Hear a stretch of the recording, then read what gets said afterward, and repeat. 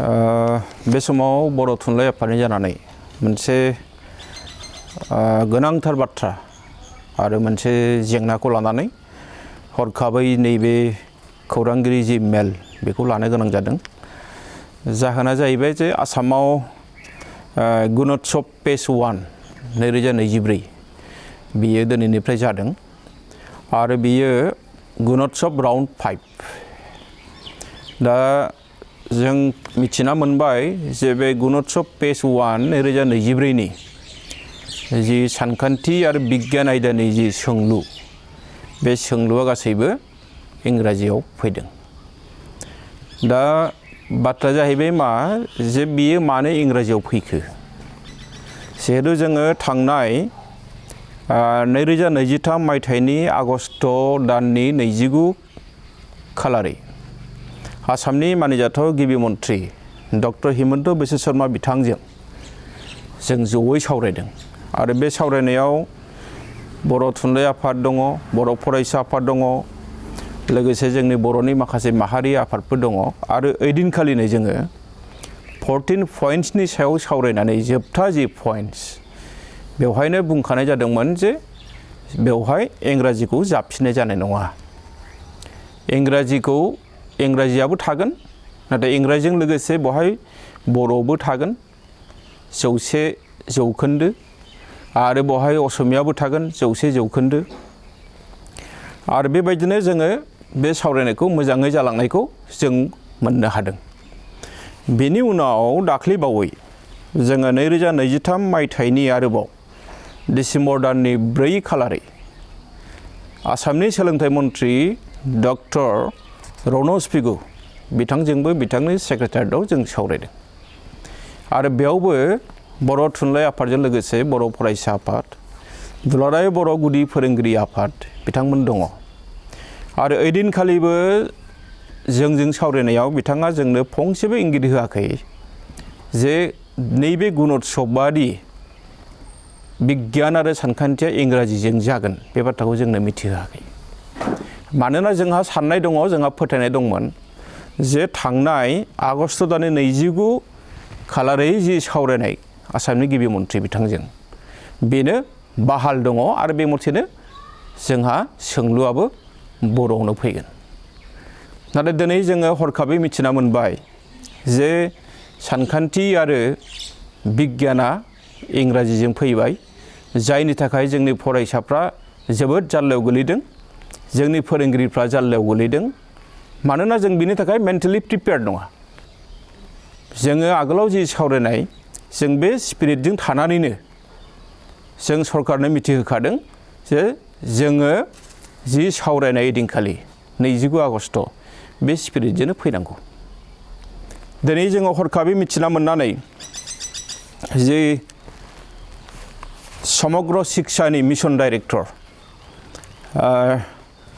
Om Prakash IAS बिथांजों आङो मेसेजजों सावरायदों आरो बिथाङा मोनसे बाथ्राखौ मिथिहोदों जे बेयो बिथांनि आवथायाव गैया। जि कुइसना फैदों, जि सोंलुआ फैदों बिथांनि आवथायाव गैया। बियो फैदोंब्ला सरकारनि दारै फैदों, सरकारनि दारै जादों आरो बिथाङा बे बाथ्राखौ उनावहाय जोंनि बिटिआरनि मानिजाथाव सोलोंथाइ बिफाननि डाइरेक्टर बिथांखौ बुंहरनानै आंनो फन हरहोदों आरो बिथाङा जोंनि बिटिआरनि जि डाइरेक्टर जोंहा जगदीश प्रसाद ब्रह्म सार बिथांखौ जोंखौ बुजायनो होदों।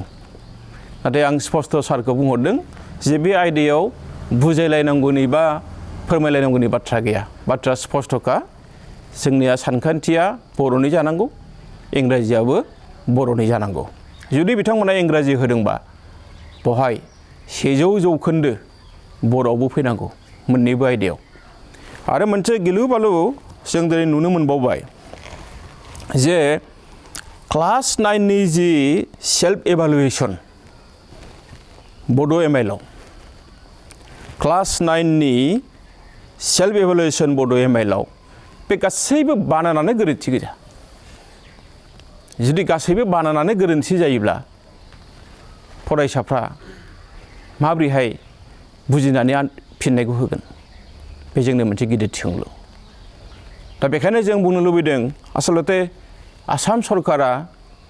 बर' बिजोंनि फारसे बिथांमोननि साननाया मार बिथांमोना मा साननानै दंमारो बिथांमोना स्पष्ट जोंनो मिथिहोनांगौ जोंनि बर' रावखौ बिथांमोना फोजोबनायनि मोनसे खैसारि सादों ना बर' रावखौ बेबायदिनो एखेबारे माने गोरोन्थिजोंनो मोनसे गुबुन रोखोमनि मेसेज होनो नागिरदों बे जोंनि मोनसे गिदिर सोंलु आसाम सरकारनियाव आरो बेखौ जोङो थोंजोङै सोंगोन दिनै आसाम सरकारनि गिबि मन्थ्रि बिथांखौ जे बिथाङा बे 29 आगस्टआव जि सावरायनाय जि स्पिरिट बे स्पिरिटनि उल्थायै मानो खामानि मावखो बे जोंनि गिलु बालु मोनसे गोसोआव गिनाय फैदों मोनसे गिनाय फैदों बेखायनो जों खावलायगोन जोङो दिनै जि जालांबाय जों नाथाय उननि पर्यायाव जों सानो जे सरकारा जि जेंनानि गोथौथि बेखौ नुहुरनानै बेखौ जाहाथे इंराजियाव खालामालासिनो इंराजिल' फैयालासिनो सोंलुआ बर'आवबो फैनांगौ बेखौ जोङो सरकारनि फारसे खुथारै आर'ज गाबनाय थाबाय जुदि सरकारा बे फारसे जोंनि दाबिनि फारसे जुदि खोमा सुवाबा जोंबो सरकारनि जि खामानि मावनाय जोंबो बेवहाय साननो गोनां जागोन